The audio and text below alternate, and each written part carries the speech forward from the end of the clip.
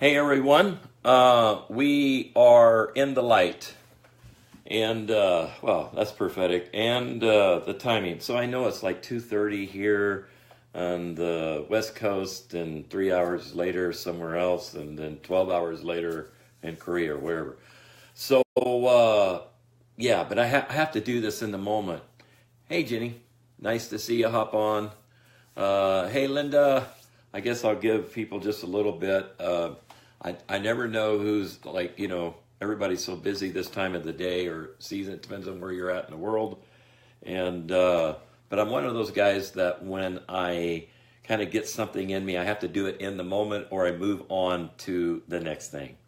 So that's kind of what's going on. And my crazy title, You Can Make Anything Prophetic, including the NFL Super Bowl. I know it's not a mockery or anything. It's kind of a literal, hey, Anita, good to see you, or see your name at least. Also. Anyhow, yeah, so that's actually a real deal. I'm one of those people that believe that you can actually make anything prophetic. And sometimes those things are actual insights, what God might be saying or showing something, and it's just part of our mind, how it works. At least mine does.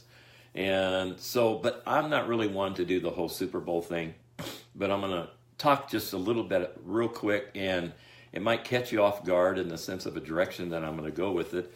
But that's what I love about the prophetic realm. I believe it pertains to a lot of people, where we're at, what's going on. So I'm only going to take up it is now 2:30 here, probably 10 minutes at the most. I try to make these as short as I can, but get to the point. So anyhow, let me encourage you to share, do whatever, because again, people aren't massively, they don't come on this time of the day because they have busy lives. And yeah, hey Jane, great to see you drop in. And yeah, so let me just share a few things with you and about how to make anything prophetic, including the Super Bowl. Hey, Mr. Murphy, good to see you. And anyhow, this is kind of an interesting take, right? So I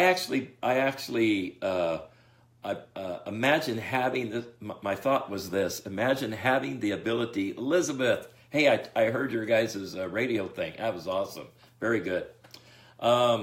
So imagine having the ability to operate in supernatural words of knowledge, healings, inventions, whatever the case is. But a lot of times you don't recognize that you do or that you can. So I'm one of these people that believes everybody can, right? In other words, you can hear from heaven, you can, and you actually do, but we don't recognize that we do. So a barrier is about ready to break, where we begin to fully recognize who we are and that we're actually hearing something or thinking of something that has value or the ability to create something, a business, whatever the case it is. So I'm convinced that we actually carry this around in us, some longer than others, before it actually comes into fruition, or we come into an understanding that, hey, I really do know this, or this really is in me, and the light comes on. So the light is about ready to come on at a level and a way, I believe, we have not seen historically.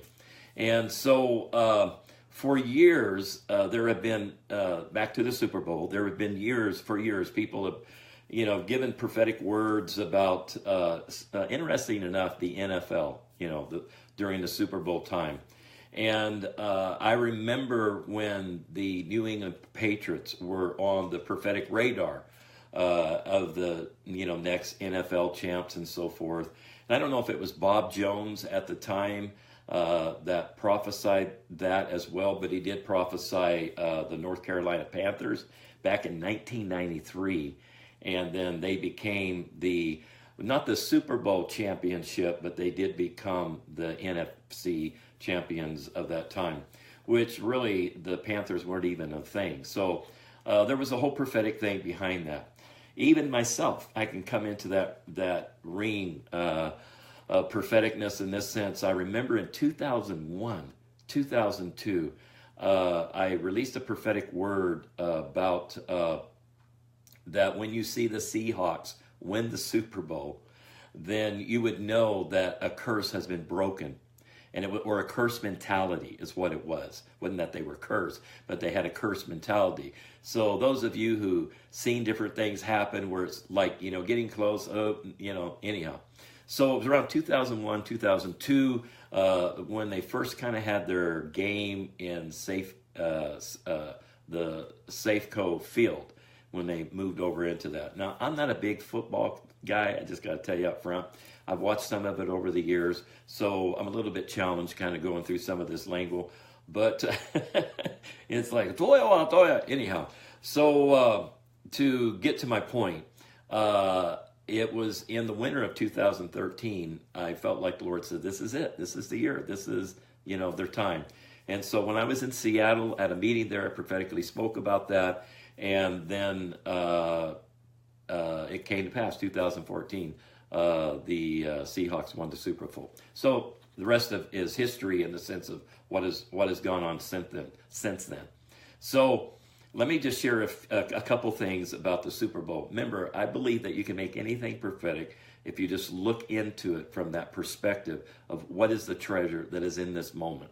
So I asked the question, why did the Philadelphia Eagles, win the Super Bowl?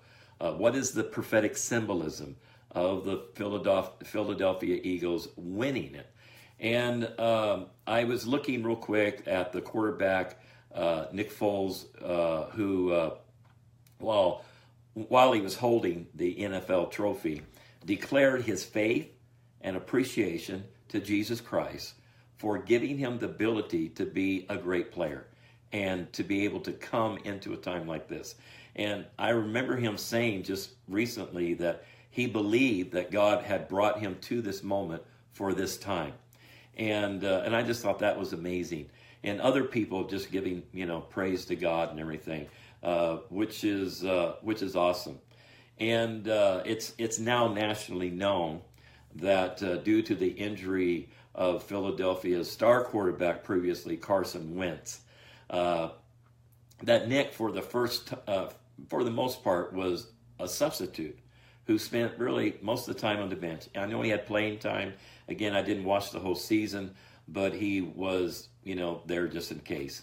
And so before his unexpected promotion, he considered quitting the team and becoming a pastor / mentor to the youth.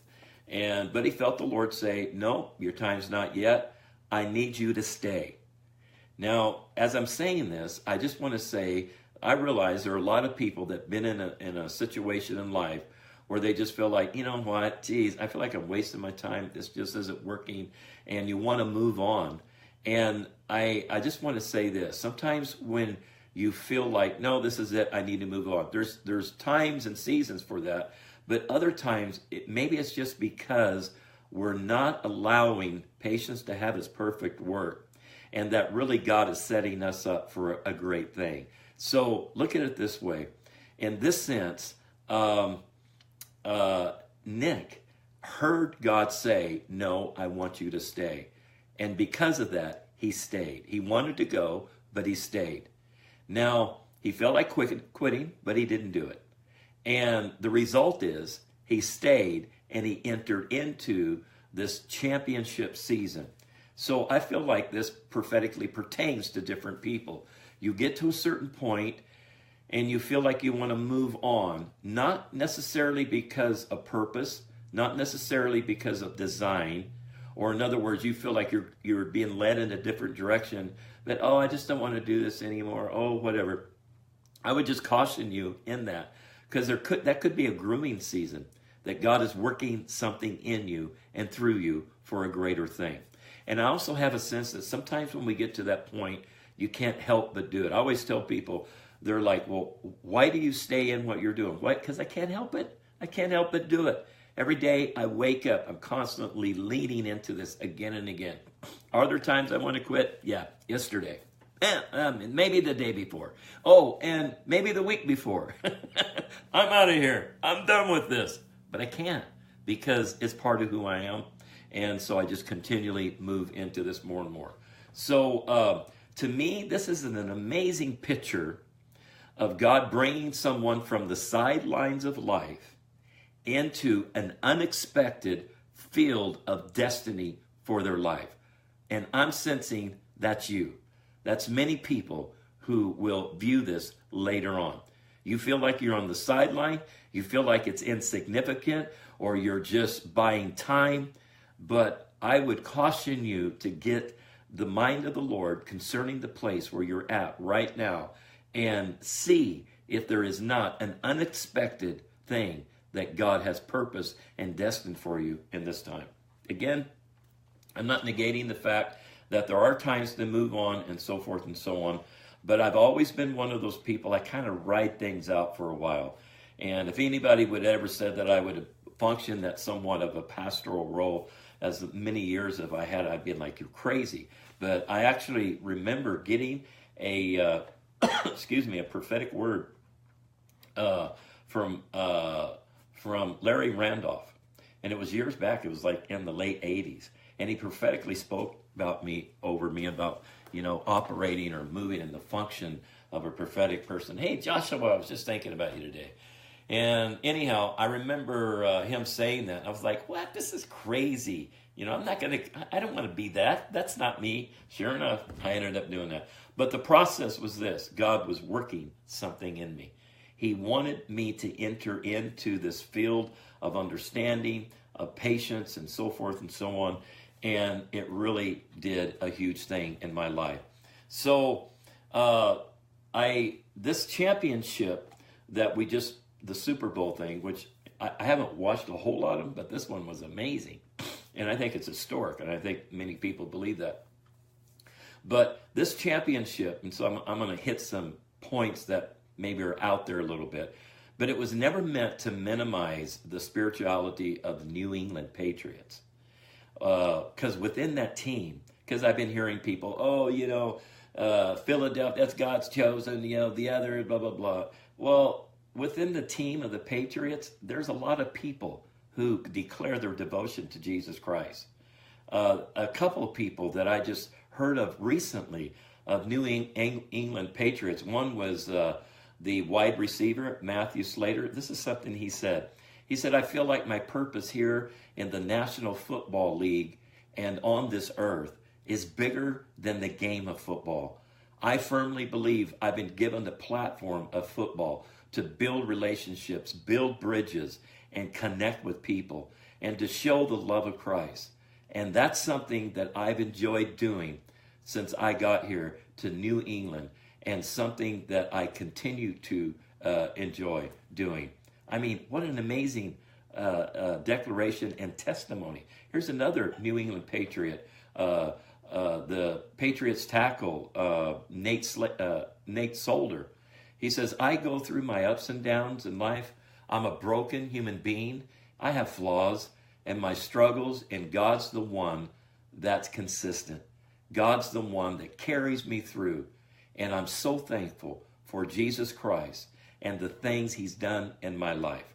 Now, my point is this. The New England Patriots they have a lot of godly people in that group. And obviously, you've witnessed this just recent Super Bowl event. So does the Philadelphia Eagles. And they declared it openly in front of the whole world. And so I would ask the question, why did the Philadelphia Eagles win the championship and the Patriots didn't again? Because they played a better game. I mean, come on. They were like relentless. They weren't going to give up. And one of the best teams they were up against, they did not give in. They just stayed at it. And they had opportunity to go back, but you could tell if any of you viewed the game, they were just staying in it and was taking opportunity every moment it could. Now, in that sense, to me, it's that simple. They played a better game. And it was their time to lay hold of the ultimate prize. But they had to put the effort for it. They had to move into that place, and they had to spend time, and they had to be desirable and passionate. And again, I think this is applicable to many of us in this time and season of our life. we know that we have to apply ourselves. I mean, how many times did I hear my mother and father say growing up, Michael, you're not getting anywhere. You're not doing what you need to do because you're not applying yourself. Come on, son. We know you're capable. We know you're able. Apply yourself in school. Learn the things, Anyhow, I was just, kid trying to have fun. It was great. Schooling was boring. And, so I paid the consequences, though, in that I had to work double hard later on to catch up on some things. So let me emphasize this. Remember, I said, we can make anything prophetic, and that's what I'm doing. And I'm not mocking it. I'm just saying I think we have the ability to do that.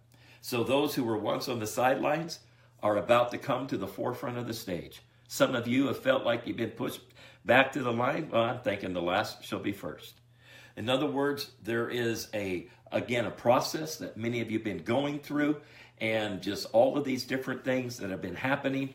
And I just see that if you just stay in what you know that God has put within your heart to do, then there is a promotion in your future. There's a shifting, and we've heard that word again and again and again, but where we begin to move forward. So that means those who seemed to be the least likely to succeed will suddenly, like Nick Foley, become the greatest kingdom impactors of our time. I believe that's the kind of shift that is coming upon the earth right now.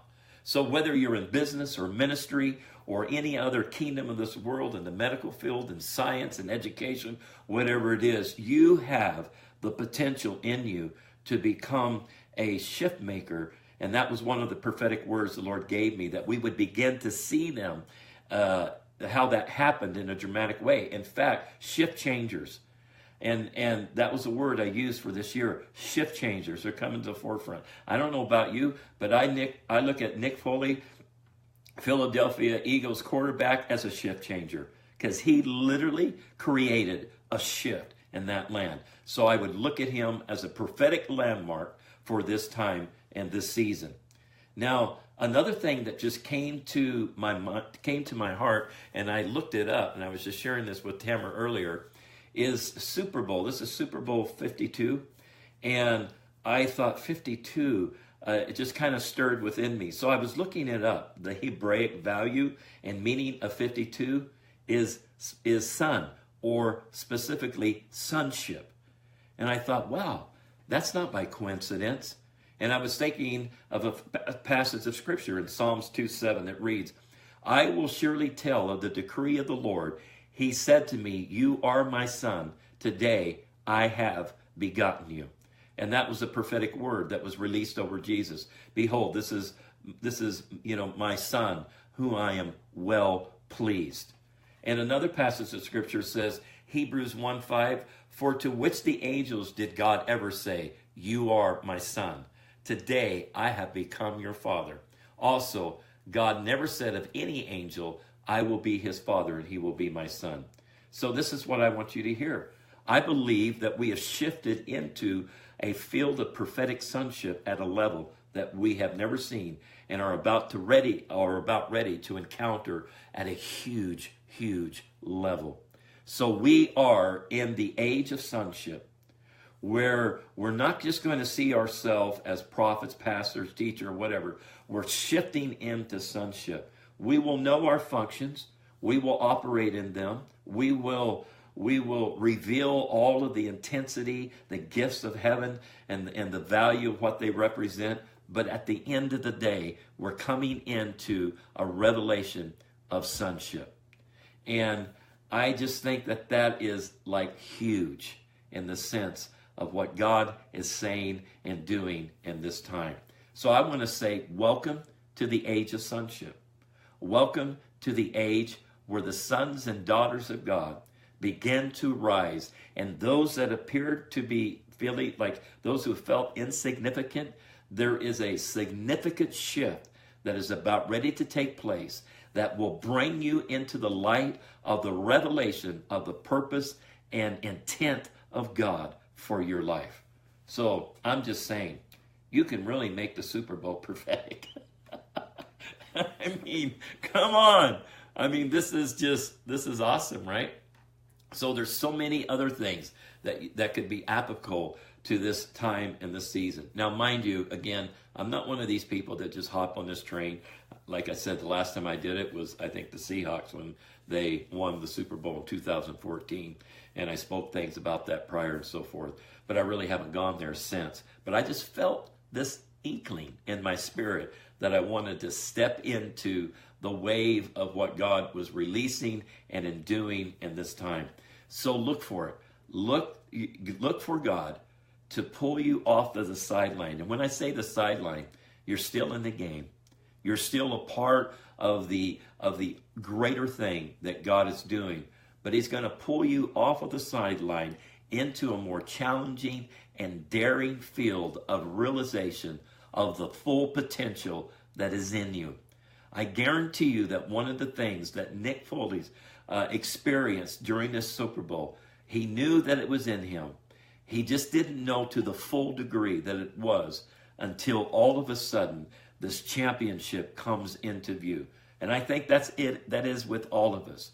We know that we're carrying this treasure in earthen vessels. We know that we're like, yes, I know I can. I think I can. And other time, okay, maybe I can. No, I can. I can do this. And our determination and our desire and our unwillingness to give up, it causes us to move into this position of revealing the value that God has placed within each of us.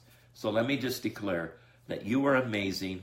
God's pulling many who will view this off of the sideline. In other words, out of this realm of feeling insignificant. You're not a bench warmer, but you are here to enter into the game of life at a level that you have never known before. And the character of heaven, the gifts and talents that are in you, the knowledge that is in your mind, the genius that is inside of you is about ready to be realized in a huge, huge way. So awesome. You guys are cool. Okay. Welcome to the championship. See ya. Love you. Bye.